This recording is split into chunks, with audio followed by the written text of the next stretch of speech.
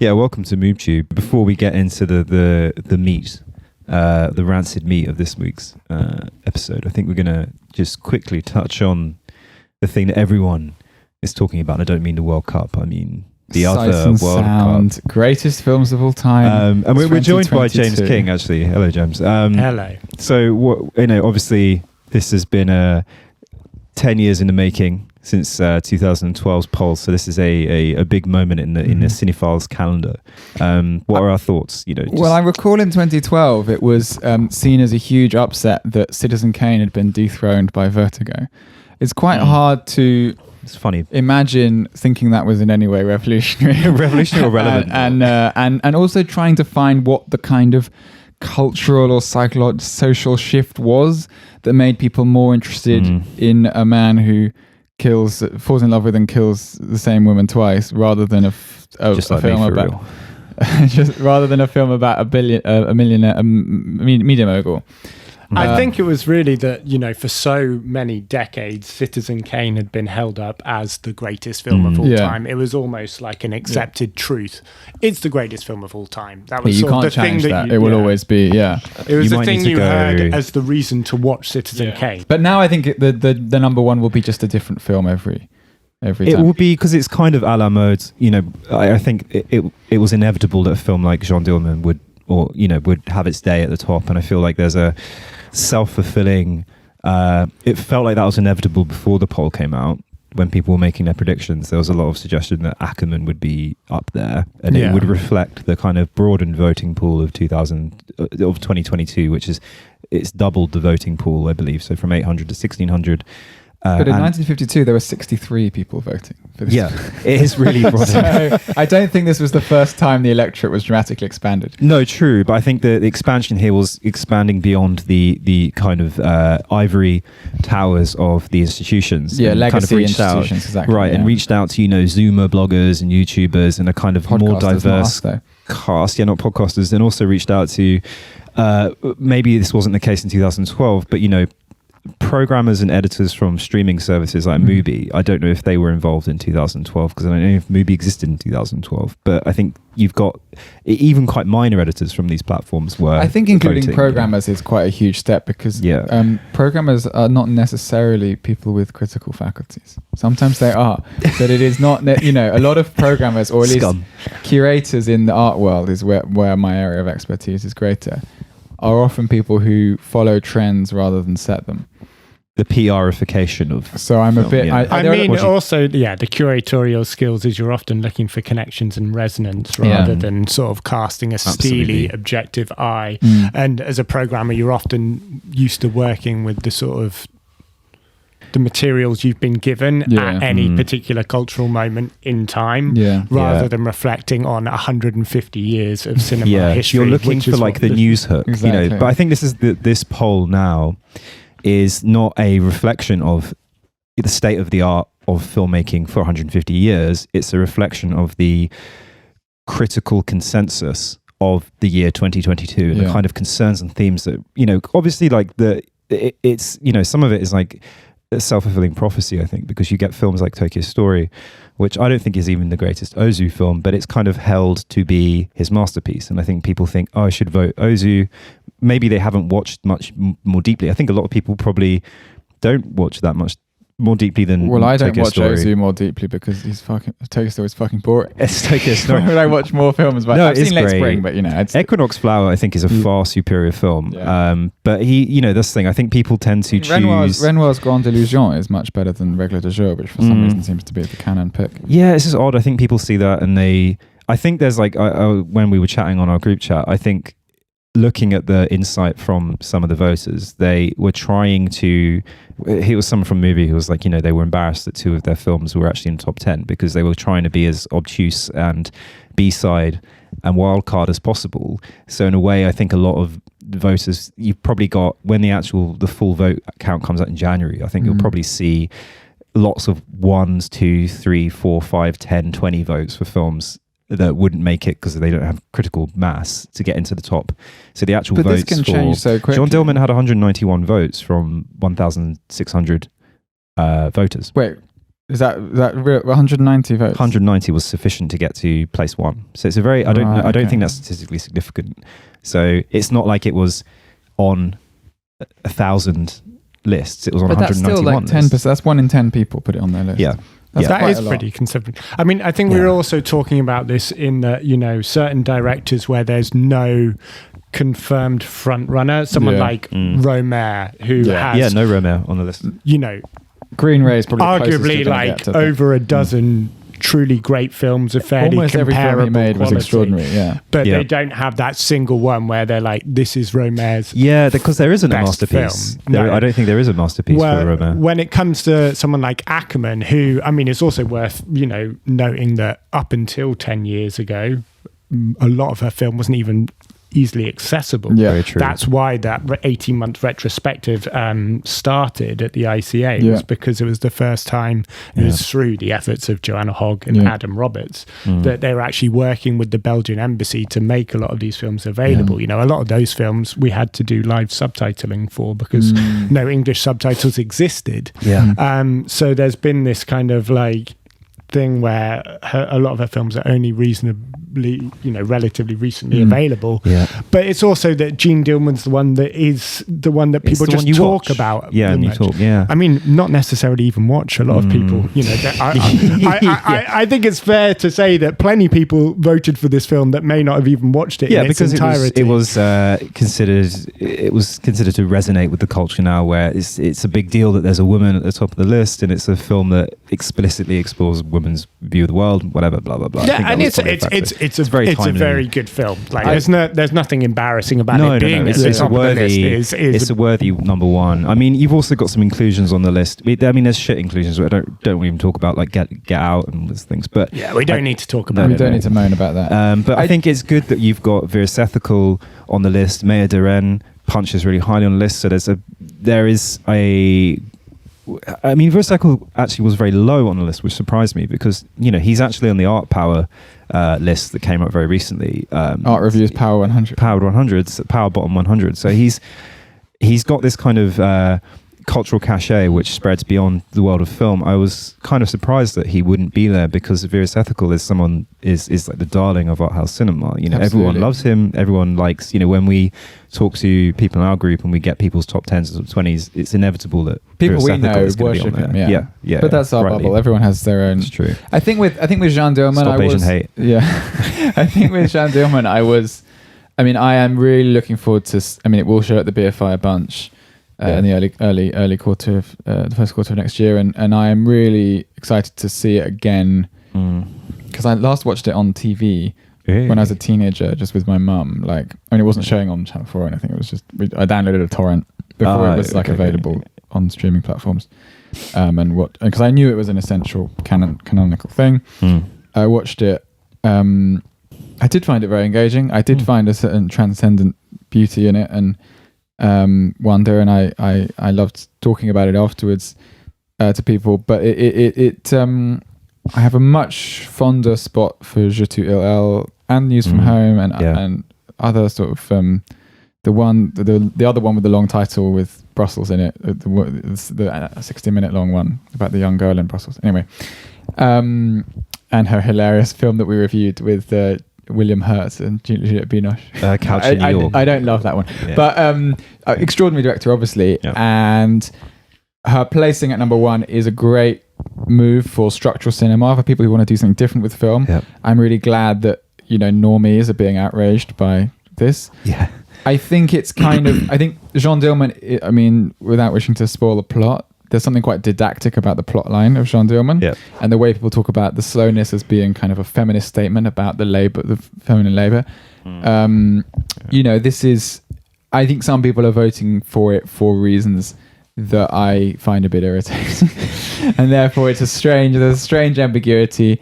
Not that I disrespect that feminist critique. I just don't think I'm not interested by cinema for foregrounding a political point. I know that Akerman's work goes much deeper than that, and the experience of watching it delivers so much more. And so, in that sense, I'm overall very pleased to see it at number 1. But obviously, there's a discourse around it being at number 1 and going so quickly to the top. But I'm great. I'm hyped for a Blu-ray box set of Chantal Akerman. I think it'll be inevitable in the next 2 years.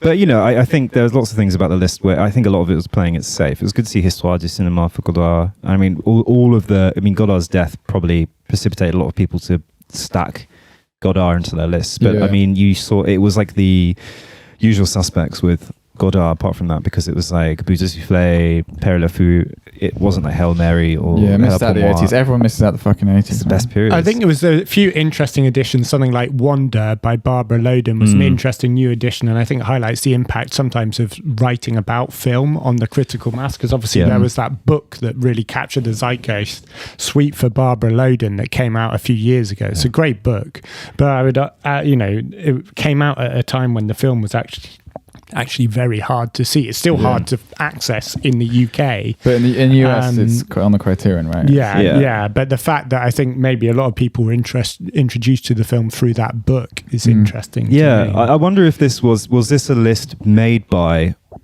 torrenting? Because the one thing, was this a film? I think it was a list made by the Criterion Collection and by Martin Scorsese's World Cinema Foundation. Well, no, because actually fine because Limité wasn't there, actually, wasn't it? Was Pizotto's Limité in the top 100? I just don't love that. I wonder if that was a factor. I don't love that film. It's a great film, come on. Well, I mean, there's that question, like Jean Dielman's not been available to stream in the UK until Thursday this week. So how are these people watching this film? Presumably torrenting. Yeah. I mean, but a lot of people are quite self-righteous about torrenting, There's a lot of people say, how could you possibly be conscious? Around how could you possibly be conscious stealing money from the mouths of film programmers and distributors? And it's like very easily, actually. Also like if you live in fucking Bolton, there's not going to be a screening of Jean Dielman at your local. No, let's level up. We need to level up. There might be now, and that's a great thing. Exactly. Actually, okay, we could talk about it for ages. I mean, whatever. Those are our hot takes, I think. Should we now? Actually, James, you had a good segue. Well, we should move on to a glaring omission in the top 100 glaring films. Omission. Carlos Reygadas. Reygadas. I've actually got an introduction which I can read. Hit me. I hate entertainment in cinema. Carlos Reygadas, Mexican, said this. He also said that he doesn't want you, the viewer, to look away, to find your eyes plunging into your popcorn packet. Dios mío. But what is this fourth rider of the slow cinema apocalypse, thinking Tar Virus Ethical Diaz, showing us? Is he transfixing us? How much am I really thinking about my popcorn? Salt sweet, by the way. Between Japon and our time, he has plunged into the very private worlds and ideological and ethical confrontations of his protagonists. The sucking guilt of sin, the burden of infidelity, the spectre of suicide. Really, he's a kind of moralist, or one whose clay and bricks consist of moral conundrums. You'll get more than a whiff of Golden Age Russian literature, but you'll also get a very formally complex cinema, wide post-box frames and fizzy digital footage, austere tracking shots and sweaty close-ups. He shows things that are ugly, even unconscionable. His actors, too, are often ugly and non-professional. An inheritor of Bresson? Maybe. To help unpick this, I think personally very uneven archive of Mexico's foremost experimentalist, I'm joined by James. We've already introduced James King, and Ralph Pritchard as ever. Lads, why Reygadas? Yeah, I mean, I'm a big fan of Reygadas, as I am from anyone who's so sort of overtly, I think, influenced by transcendental cinema, a la Tarkovsky et al, But he brings a great new take to it, you know what I mean? Because, I mean, he creates transcendental cinema, but he himself is not a spiritual human. By his own admission, he's interested in consciousness. He's interested in the art of presence.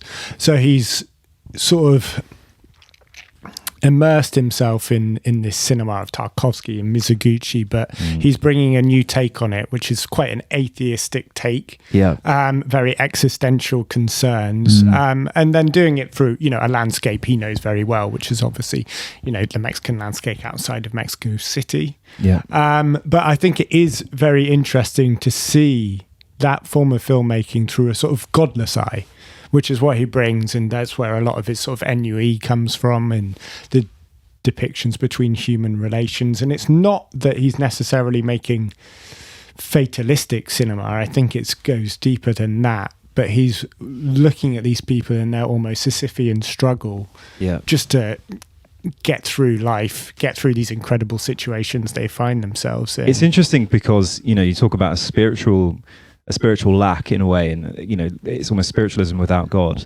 But it's interesting how that is not interpreted as a psychedelic spiritualism. He is still interested in God, you know, with the reference points of things like Dostoevsky and Tolstoy, who were both deeply super spiritual writers, but also moving in a milieu that was, you know, existentialist or proto-existentialist in a lot of ways. It's interesting how he has this source material that is deeply spiritual, and evacuated of it in a way. That's interesting to me. What do you think, Ralph? What's your hot take? Coming off the back of what James said, I suppose two scenes I'd like to set are the opening to Post Tenebra Lux, which is a very young girl wandering around a kind of large, expansive, ditchy land amongst the mountains, cows and dogs and donkeys are kind of running around her. She feels quite unsafe and strange, and she's on her own. The angle is very wide and low. The sound is the slapping of hooves against water, sort of the puddles, and the sun is setting, and you see these huge cavernous textures of mountains in the background. And, you know, you're not yet kind of aware that whether this is a dream, whether this is a film that exists in an unreal world. You know, you're just presented with this image. It feels very much like how we remember bits of our childhood, much in the way that many of Tarkovsky's films kind of depict moments with children. But, yeah, crucially, it's not based on a sort of either a kind of Christian logic or a sort of a Gaspar Noé-ish sort of like psychedelic drug culture logic. Yeah, psychedelic derive. Yeah. It is trying to just find something in this natural space, this idea of memory, the religion of having memories. And it's the lenses that it uses in this film in particular have this kind of glass thing. It's a beveled lens that he manufactured himself. So things double up sometimes on the edge. So what I would contrast or make a similarity, liken this with, is the opening to Battle of Heaven, which is perhaps more cartoonish but similarly transcendent. It has, I don't know if it's Arvo Part, but some kind of very histrionic modern classical music. Arvo Part plays at the end of Japan, right? Japan, at the beginning of Battle in Heaven, which is the film after Japan, there is some very histrionic classical music and a scene, a kind of tracking shot scene of a rather obese kind of mixed race security worker.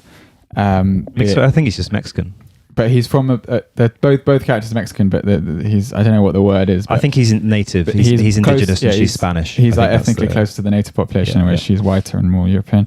And so the girl is a young girl sucking him off, and the way that the angle, it's like an absurd and kind of strangely abject and like laughable scenario, but it's imbued with this great transcendent beauty, and the shot moves slowly, and it's depicted in quite an explicit way. You see the lips running along this prosthetic, the penis, and it's actually a prophylactic. There's a condom on, and I think that's actually interesting because that scene. I'm sorry for getting to the weeds. That scene is repeated at the end of the film after his kind of spiritual ravishing or ravishment, and the scene at the end. So the first one is very clinical in a way. It's very tender but also very distant. At the end, the scene is repeated, but this time she looks up into his eyes and he smiles, and it's probably the only time he smiles in the entire film, and she says, "I love you, Marcos." And I believe it's San Condom that second time. It is San Condom. You see head. Nice. It's a good choice to use this prosthetic penis, obviously because of, you know, nature of filming, whatever. But it's quite an unbelievably. He feels very fake in a way. That penis, unbelievably large, given that you see his flaccid huge penis. hog. You see his flaccid penis at a point in the film, and it seems. But actually, no, because if this is his, we see a lot of, you know, the interesting thing about Battle in Heaven is we're seeing. I mean, come back to why I think this is his triumph film in a way, because we see this moral dilemma that this character is going through. And we are permitted access into his world, his inner world. without him really articulating it. He says very little in the film, but there's a distortion effect. There's a distortion field around him, and the camera often pulls in towards his face, almost as if the camera's traveling into his head. We're then going to see through his eyes. And I think even the idea that he might, in his dream image of himself, have a fucking massive hog is kind of part and parcel of that. This is his fantasy about being sucked off by this girl. But very little is revealed. What I think is crucial and interesting, and maybe where some people don't get on the train with this film, but where I absolutely did, is that he is a kind of he's a mystery man. He's a silent a man of few words, and his through the film various moments of sex and violence, which in other directors' hands would be quite threatening and strange. But somehow we're lured into his world, and there's something about Reygadas. I feel very safe in his hands. He could show me quite a lot of things that are quite unpleasant or strange, and he has this, because of the way he works with time and the way he like lingers on people's bodies and their responses to things. I feel very safe, and I feel like I can I'm closer to understanding the humanity of someone who might do very strange and violent things as he does later in the film. Even at the beginning, I mean, the premise of the film is that him and his wife kidnap a baby. To ransom it for money, because they're obviously struggling a little bit financially or whatever. We don't really know their motivation. The motivation is irrelevant for Reygadas. We just see what happens as a result. And so he's, in a way, he's a man capable of quite unpleasant deeds. He murders the woman, the sex worker, later in a scene I actually found, it was weirdly almost erotic in a way. He pisses himself, turns up with this knife, and when he stabs her the first time, he stops before he plunges the knife in again. And she kind of looks, she doesn't register any pain or anything really. She just kind of says like Marcos no or something, and then there's a long beat before he then puts the knife in her again, a fatal blow. And I found that really interesting, because there's another moment, even that was quite imbued with this tenderness and this intimacy and almost this erotic thing. Yeah, I mean, it's an interesting film in that it has that sort of Mobius strip narrative, very much the same as Lost Highway even, where we sort of start and end in his internal headspace. And he's sort of basically unable to get past the trauma of the actions that he does over the course of the films, and just keeps retreating back into that fantasy. Into the dream space, Yeah, he can't accept the fact at the beginning, really, that they've killed this baby that they kidnapped, died, and that's sort of what takes us on this Dostoevsky-esque journey. And then he can't, at the end, ultimately really confront the fact that he's killed the woman he loves, which is this sort of, it's his boss's sort of daughter boss's as well. Daughter, and who's had this sort of strange sexual relationship with. She kind of gravitates to him just as he gravitates to her. Like they have sex in a way that is not brokered or purchased. She's a prostitute, but it's not paid for. It's genuine, a sort of mutual fascination.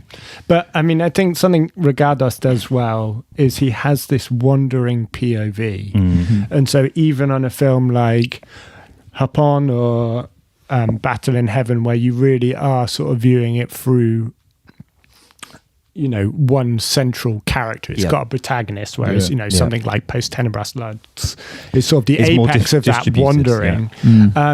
He is still able to seamlessly, within a scene or a sequence, shift perspective or just make you sort of uneasy as exactly through whose eyes you are. And it is very much a case at times of sort of, revealing his hand as a filmmaker and being very comfortable with that artifice. Yeah, because he is, those scenes, those dream scenes, as it were, the sloppy toppy, are very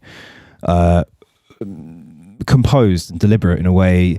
And he's good at that. There's there's a scene when he turns up at her house, Anna's house, and the boyfriend's house, and he's looking out the window, and they stand further back in the room looking at him. And again, it's a very composed, very deliberate scene. So he has these very naturalistic moments, like the little girl running through the slushy field, and you have these very composed moments. So I think he balances them both quite well. But I mean, the point I would want to talk about in a way is, I think Battle in Heaven is very successful in letting us in. He still keeps the story at arm's length, but he lets us into Marcus's distorted world. But I think Hapon, drop the J.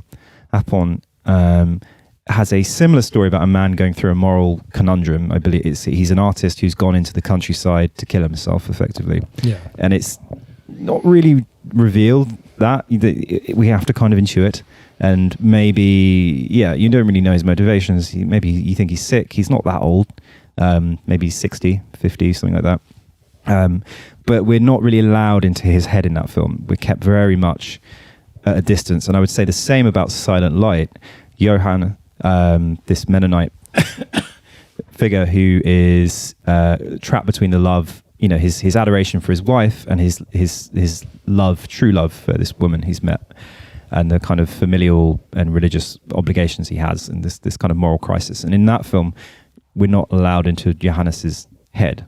And I think where it's like he almost, it's a shame what those two films are missing is a little bit of insight and access into those characters. But strangely, Battle in Heaven also doesn't really give us much insight into the main character, except for the way in which certain pivotal moments, like these erotic moments or these moments of violence, or like the moment where he pisses himself, or just the things that are juxtaposed with shots of him, these processions, these sort of Mexican army processions, or this amazing scene on the subway where they're sort of selling tat in the underground. And the way, and just shots of people looking, because he doesn't, it's what's perplexing for me. I think partly it's like a really out in the Battle in Heaven. It's a really out there approach to kind of like erotic cinema on every level, but beyond it just being a sort of unlikely pairing, it is just like handled in this bizarre wandering way where it's at once holy and at once kind of voyeuristic, and it melds the holy and the voyeuristic, the way this camera kind of sees them fucking and then moves and it just does this 360 panorama of Mexico City and then comes back to the bed where they've now finished having sex, almost as a way to kind of like grant him privacy in the moment of their tenderness. He pulls away and also connects them to this almost banal. But it gives you is an idea perhaps of how he views this moment. So like, and I think in Battle of Heaven we live in Marcos's head more than more than we think we do, in a way, that because he, I mean, I think the Anna does have this special relationship where she confides things in him, and that's why they're sort of tied together, because they sort of have always told each other things. But Marcos is just immensely more important for him, this moment of fucking this girl. And so we're given the holiness, we're given the frame that he's experiencing of it, in the way it's shot, and so we're encouraged to sort of feel that desire with him, but not in a way that's pornographic, but in a way that's actually sort of quite similar to sort of Andrei Rublev's paintings, but also these kind of tableau moments in maybe Pasolini as well. Like, so there is a kind of a spiritualism to the eroticism that is totally free of any kind of like Catholic judgment about it's probably more akin to, I don't know, I think this is why the Russian connection is interesting, because again, obviously Battle in Heaven is really crime and punishment. A crime happens, someone is ravished by guilt, and their salvation comes through accepting what they've done and confronting it and giving themselves to God, basically, which is what he does. He joins this holy procession at the end to the cathedral, and actually he goes on his knees. So he kind of debases himself before God. With the thing over his head. The sack over his head that someone places over his head, which is really amazing. And I think so. There's this kind of Russian connection there. This kind of existential golden age Russian history, but there's also the spectre of Tolstoy, and Tolstoy is explicitly evoked in Post Tenebra Lux, because you've got a young metropolitan couple who leave the city and go into the countryside to live a simpler life, effectively, and he's pretty much Pierre Bezukhov from War and Peace, to connect, and it's actually Tolstoy's own life because he did the same thing. And I think there's these scenes in Post Tenebra Lux, and it's his most metropolitan, urbane film in a way, because we cut to these moments in their pre-countryside, their pre-rural life, where we see them at a dinner party, we see them at a kind of sex club in Paris, And I think, and it's a little bit arch because, you know, there's like, what is it? It's like the Duchamp room and the Hegel room named after. And it's a little bit on the nose. But I could live without that, but it's fine. But you go from this place where you've got this very archly Clearly you've never been to the orgy room. You haven't been to the Hegel room yet, mate. But there's this very intellectualized world that they've evoked. And I think there's a slightly ironic invoking of Tolstoy because he just quotes him at this dinner.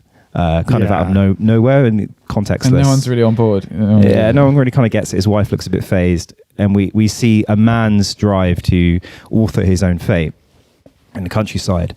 And it leads ultimately to his ambiguous death. I think there's something about the hand of fate there. I mean, should we talk about Post-Turner looks in more depth? Because I feel it's the most... It stands apart from all the other films in a way. Yeah, I mean, I prefer Battle in Heaven, but I think Post-Town Relux is the one that should really be on the Sight and Sound list. Yeah. Okay. Why is that? I think it's the most sort of like accomplished version of his personal style of filmmaking. I mean, it's also one where he's sort of unabashedly autobiographical in a sense. You know, there's a very conscious choice. The film was shot in Mexico, Britain, France, and Belgium, which are the 4 countries he's lived in. Mm-hmm. And you know, he is drawing on his own personal experience to do with a lot of things. I mean, some of the film's best sequences are the flashbacks to you know, cold, muddy English rugby matches, which is great, which is amazing. So it's absolutely transcendent and so associative because you don't have the biographical detail to know he went why to that's school, there, boarding school in England, but it just happens and lands, and it has the same momentum as the things that it's been cut with, such that it just works. And even though it's a totally different context, especially because it's a totally different context, I see that whenever I see that, and especially the final haunting words, which I'm sure I've heard said in a rugby scrum. I always hated rugby at school. They've got players, we've got a team, so let's go. You know, and we've got this, we can win this. Shivers down my spine. That sort of strange, kind of pathetic, rabble rousing of like. Young boys trying to be confident, trying to act like adults, like men in a way. Because I think, and the whole film is about this guy. You know, not to get too contenty, but like the whole film is about a man being like having his masculinity sort of torn away from him. You know, like but also it's about selfishness and you know, his selfish vision to drag his family out into this woe-begotten countryside in a way where his wife clearly is not happy. He's got this suppressed rage. You know, there's a scene where he beats his dog to death, which is an incredibly powerful scene because the dog is just downshot, you know, below the camera, and he's just wetly beating into the ground, and he's obviously got this huge rage, and he actually starts going to not AA. He goes to a meeting. It is an actual AA meeting, but a sort of bizarre iteration of one. Yeah, where people bring other problems. He's bringing his kind of sex. It's a small village, addiction. So it's like you don't have enough alcohol. You have to everyone who's got a problem has to come. They don't have their separate fellowships. So AA, NA, Sex and Love Anonymous. Yeah.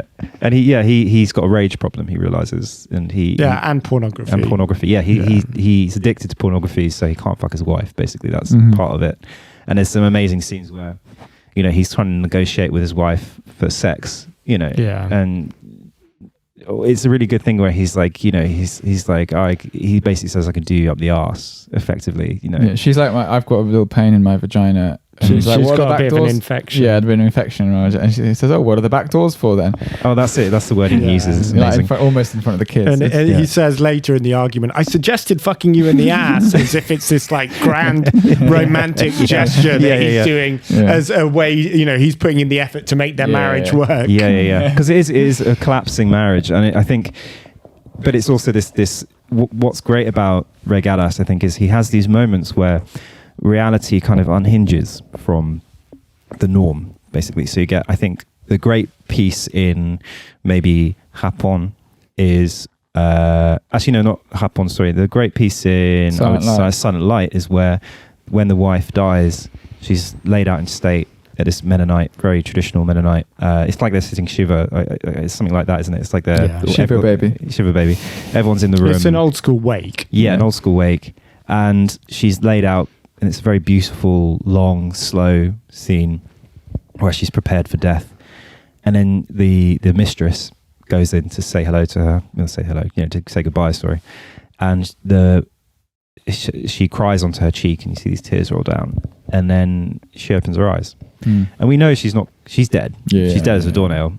But it's this amazing moment where she comes back alive in a way, and the mistress and the children start talking to her as if nothing has happened. There's no fear or guilt or anger or confusion. It's just they just talk to her ordinarily, and it's an amazing moment where reality just unhinges. And I think Post Tenebra he leans into that even more, because you've got this animated scene at the beginning and the end, sort of at the beginning and end, where you get this devil character with a big swinging cock.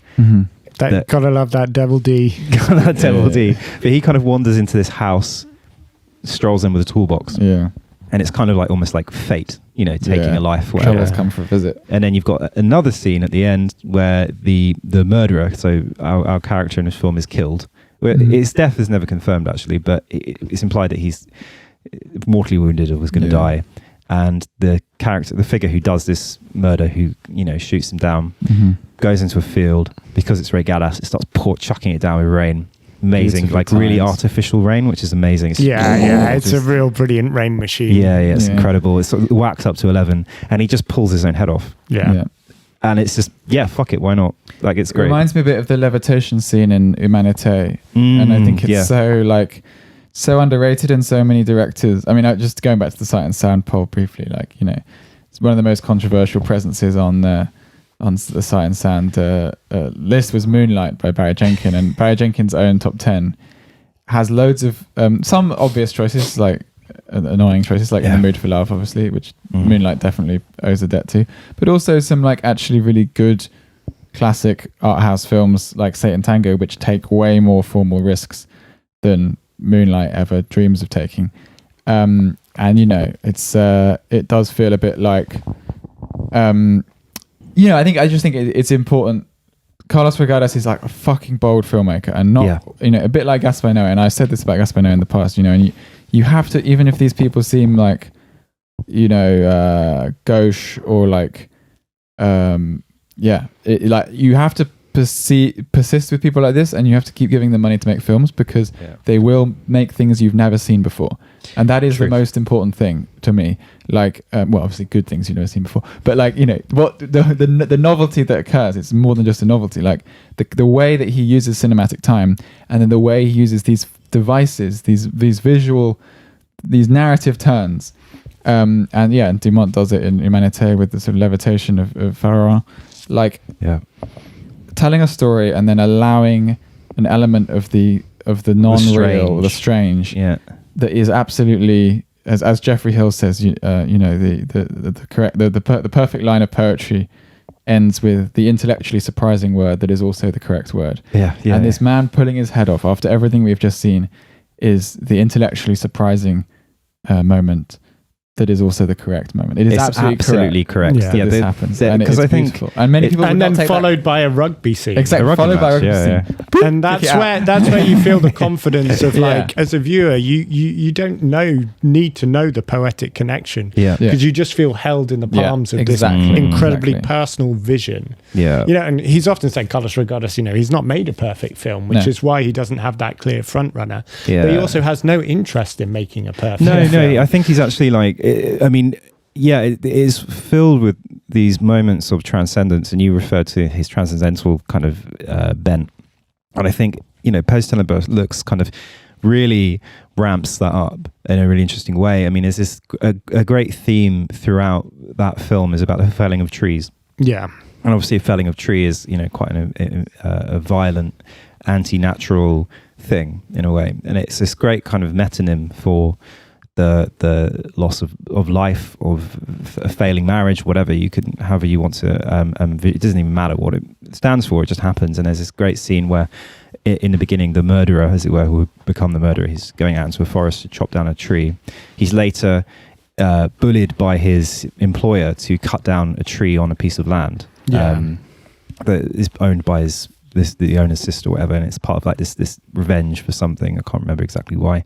And then there's this felling of these random felling of trees in this field. We get this scene, and we see this forest in the middle distance, and these trees crash down, and the sound is amazing. He must have had a mic in the forest. Well, much he was closely. deliberately, it's the first time using high-tech microphones as opposed to vintage ones. Right, so that was a conscious choice too. Okay, because you get this amazing And kind it's of the first surround sound film he made, I think. Yeah. 5.1. Previously, he'd used vintage microphones.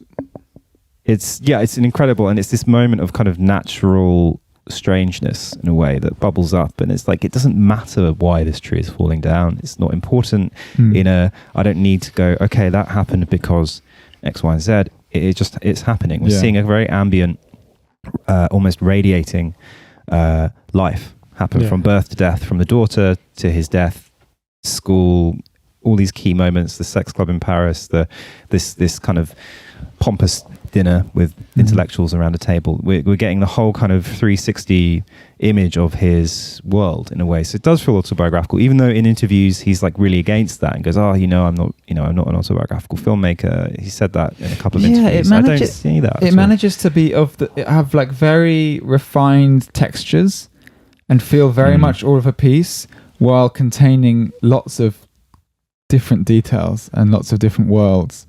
Yeah, and even the stuff in the dinner party, I think actually looks different in texture. It looks like it was shot on like a DSLR or something. It has this strange, like, not noisy film. I mean, there are lots of different sort of worlds in there, and he doesn't do the beveled lens thing on every shot. He's quite careful where a bit like Tarkovsky with the black and white and color and mirror. Yeah, like he makes stylistic choices based on intuition rather than some kind of codifying of the narrative. Yeah, it's a little bit like how Lav Diaz in Norte uses these bits of drone, where he's strapped a camera to a drone and it kind of buzzes and flies around, and it's very different from the rest of the film, and it's kind of contextless.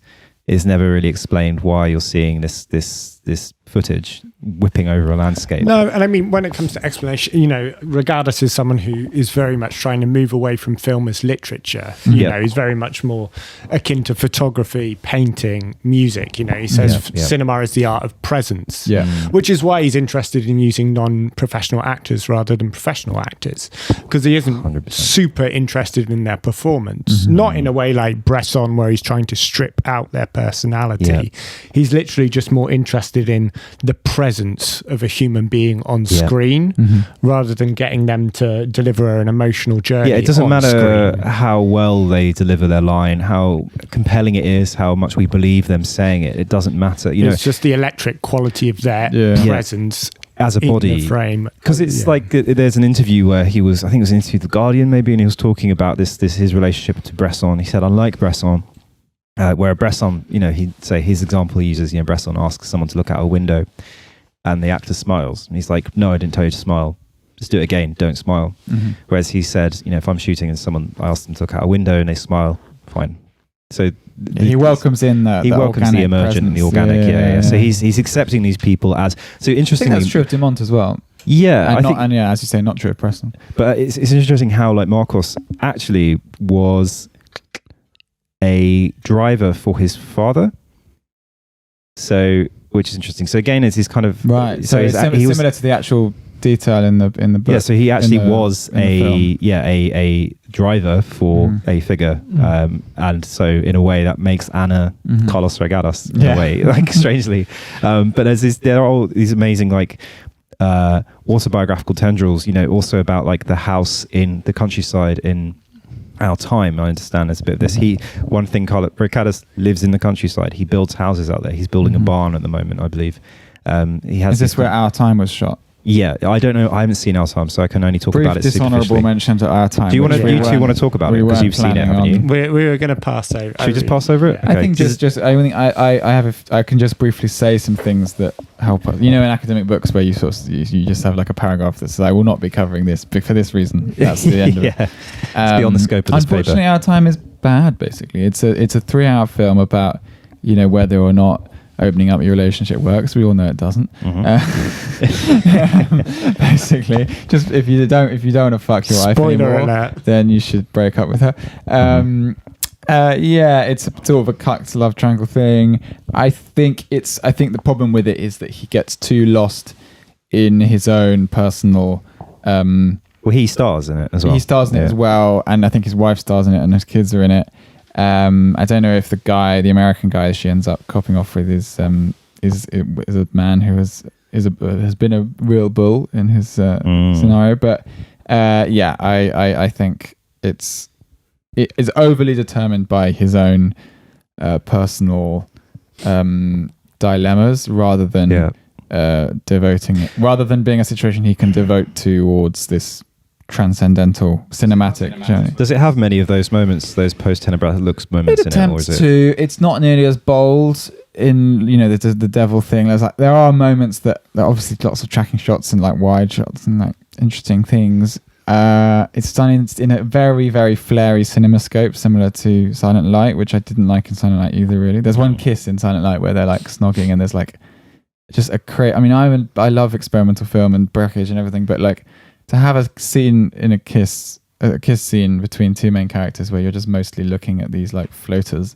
on screen that's quite annoying. It's a bit amateurish. It's a bit like, why, what was your reason for using this lens? Which is weird. Like, I don't feel that at all about the bevels in post-Tenebrae Lux. So it must be there's something there that's not quite right. But and obviously like, Terrence Malick is a huge influence here. We haven't really talked about him in here, but Our Time is just a bit indulgent, really, and it's a weird one because I feel like bad critics would just say that about all of his films, but it's clearly not the case with Batman Heaven. Clearly not the case with post-Tenebrae Lux. I think. Sorry, go on, James.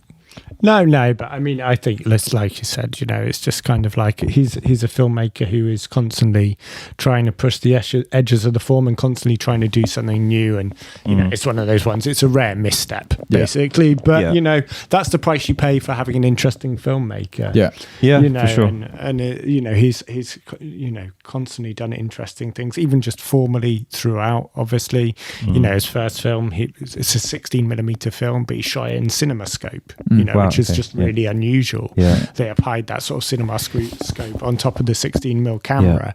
I think he actually drew inspiration apparently from Gaspar Noé's featurette.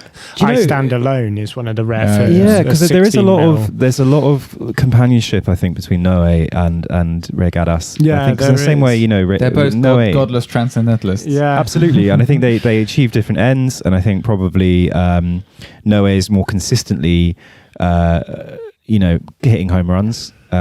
He's got a much more even, like, Noé started making films and they were Gaspar Noé films, and they will be that way until Gaspar Noé dies and stops making films. Like, but Noé has made a perfect film with Vortex. Vortex is a perfect film. Bold statement. I thought you were going to say Enter the Void. Actually, I really like Enter the Void. I like Enter the Void.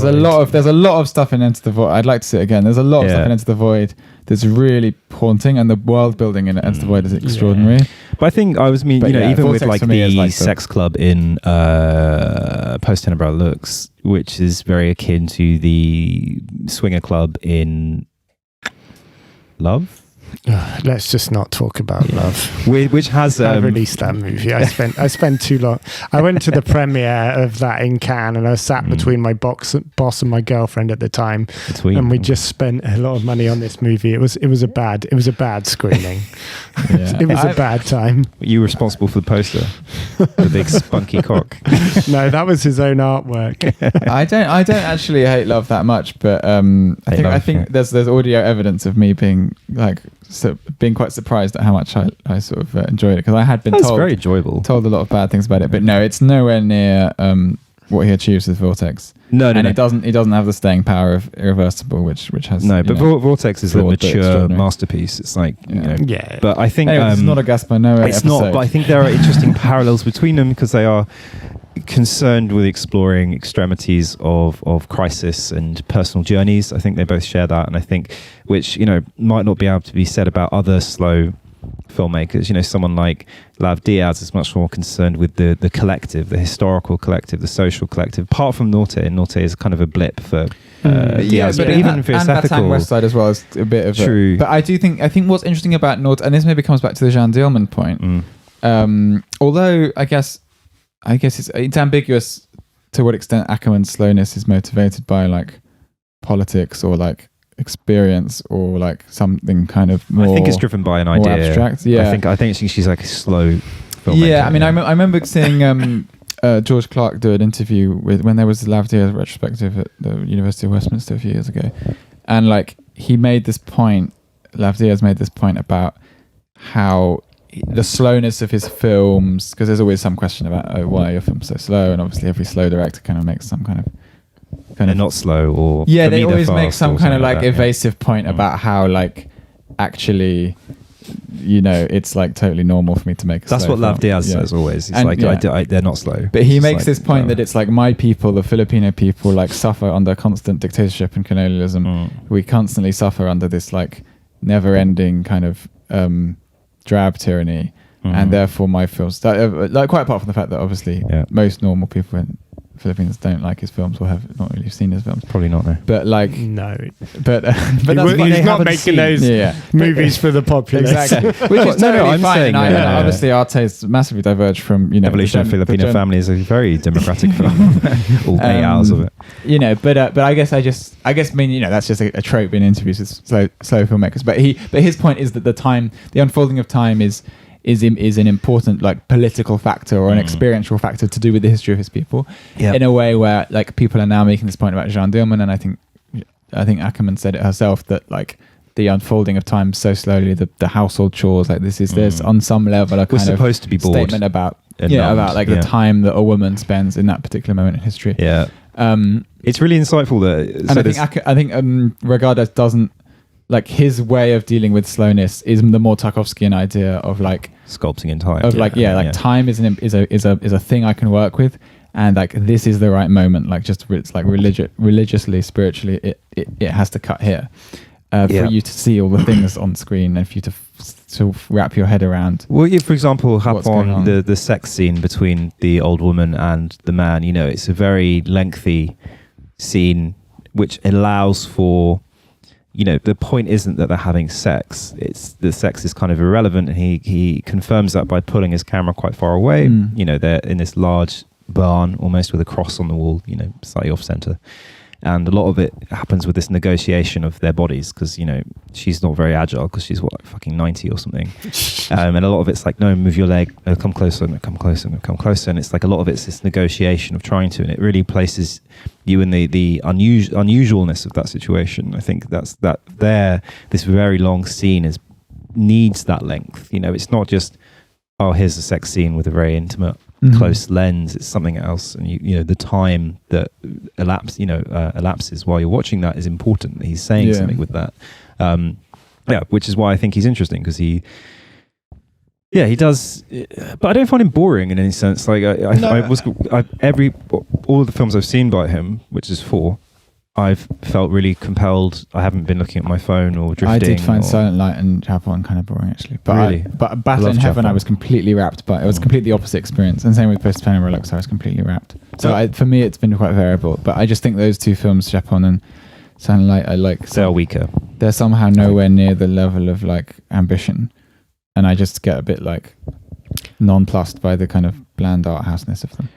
I would disagree slightly on Hapon, but I mean, then again, that is incredibly subjective. And for me, it's a film, you know, it's got that. I mean, like, Reygadas, you know, he's unlike Akerman, you know, he's not a structuralist. No. And so something like, I mean, Hapon's got that incredibly operatic last shot. Oh, I love that scene, actually. That last shot is, and it is kind of a sequence that, like, it is a Tarkovsky ripoff, but it's so accomplished. It's its own thing. So you know, it's for the, you know, people who haven't seen it, obviously it's just a lengthy shot going down a railway line, revealing the sort of tragic finale of the narrative, but the camera just is going round and round, spinning slowly, spinning 360, and it's how it captures all of the bodies, including the old woman's body wearing his jacket that he lent her a few minutes before, that builds up to this incredibly sort of technically adept climax. And it is, you know, a truly brilliant cinematic statement, that sequence, and I think it announced him as a filmmaker. And sort of I think even just for that last sequence alone, Hapon becomes something more than the sum of its parts. Becomes more than a film indebted to Tarkovsky and Bresson. But actually, I think of his I agree. I also think like the silent partner in that film is Sergio Leone. And I said there's a real sense of like it being this existential Western, because there's this. The narrowness of the ratio is part of it. You've got this huge width and narrowness. It feels like a Western. You've also got this kind of sweat, this rugged, crinkled face, and you've also got these kind of snapping close-ups to his face and other people's faces, sweating, sitting outside these little shacks. It's so Leone. It's so kind of like indebted to the American Western in a way. And I don't know if that's conscious or not, but it really feels like it's kind of lapping the juices of that poetics of like the American West. And I think that's interesting because he is like the stranger who arrives in the village. It's kind of like a fistful of dollars or whatever. So it's interesting how he is connected to his forebears who make very different cinema, like often much more, because even Battle in Heaven in a way it becomes a kind of police procedural. There's a strong genre element to Battle in Heaven. It's interesting how he's like, he's aware of cinematic genre and plays with it in a way, and it's maybe even ironizes it, because I think there's something quite almost darkly funny about the destruction scene at the end of Japon, because his suicide has been stolen from him. Yeah. He came here to kill himself, and this old woman actually dies in this tragic accident, and we never see whether or not he, does the job, finishes himself off. And I think there's a kind of irony there, which I find quite interesting. I don't think it's funny, but it's pointed. Yeah. Okay, I think we've done an hour. Okay. Have we done an hour? We have. We've got, we've 57 got minutes. Prepare ourselves to watch the real greatest filmic event. We're going of the to do century. actual structural cinema, Senegal versus England. Yeah. In a couple hours. Thank you for listening, listeners. I've been inspired by the Sight and Sound list mainly by looking at individual critics and filmmakers' lists and noticing a few directors whose work I haven't really delved into at all. Yeah. I don't know how you say his name. Hu Hao-shen. Taiwanese. I feel like we need to go there. It's got some great stuff. Really? Okay. The World is a really good film. Okay, I'll check that out. Okay, that's maybe we do a little. Med Hondo as well. Yeah, I'm interested by Med Hondo. So I need to do that. Do you know much about? I saw him creeped into. I think Barry Jenkins included him. Really? Yeah, Barry Jenkins, who in just 2019 called Silent Light the greatest film of the 21st century. So he's part of the Reygadas erasure. Yeah, shit. Terrible. I also have to shout out to Simon Lang, who included his own fucking film in his top 10. Dragging in, Such a baller move. That's my favourite vote of the whole poll. Absolutely. For sure. And well deserved. Did it make it into the... It didn't, but he tried. Top 100 funny. That's so funny. I imagine it was probably the most voted for. I think it was in the director's poll, to be fair. Right. That's good. He was voting in the director's poll, Yeah. Okay. So we'll be doing more director specials as we do. And maybe a decade special as well. We did 1930s. I want to do do you know when I was doing my top 40 the other day, I noticed 2 years that kept cropping up in those years in 1965 and 1997. Wow, okay. So I feel like a 90s. 97's a good year. 97 is just an interesting year in general. You have the New Labour, Princess Diana's death, you have Brit Art, Spice Girls. It's very, Lost Highway. Lost Highway. Yeah. Scream 2. Both shot by Peter Deming. Oh, huge! That's really? A huge. You look at the cinematographer Peter Deming. He had a hell of a year. His IMDb page is wild. I see his name pop up and things that He's like that. Was it the sound editor, the sound mixer for the editor for all the German New Cinema? What's her name? Oh, Beate Minkhaus, whatever. Yeah, we should do an episode on her actually. We actually haven't done focused on a cinematographer or on an editor or something we could do. She was genuinely defining. That was my theory. I think we talked about this in a previous episode, but my theory that the new Germans, that the reason Werner Herzog's latter output has been so formally uninteresting and just off the wall, is because the reason he was so good early on was because of all the people he worked with, and they also worked with other people. Yeah, and made their film, made Inventors films good. And all that. We should really do a Herzog ep. I want to do like Heart of Glass. Yeah, things like that. Yeah. So much to do. So little time. We will continue. Thank you so much for joining us, James. Thank you, James. Thank you for having me. Pleasure. And we eagerly await the next film. I think there is one planned by Carlos Reygadas. Is he working away at the moment? To me, it's on off, and I think we'll do an on film. Yeah, we really are. He claims that he's off, Battle in Heaven on Silent Light off, Post and Around on Our Time off. We're due a banger. He claims that he's a Calvinist, that he's got this insatiable work. No need for him to share the details of his underwear. He's got this insane work appetite. So it's really. So I think, hopefully we're going to see a stream of films. We all claim that. That's easy to say. His output's not that good, not that big actually. Someone like Lav Diaz is laughing from the He fucking also sidelines. claims to only do 2 shots a day. I don't buy that. No, me neither.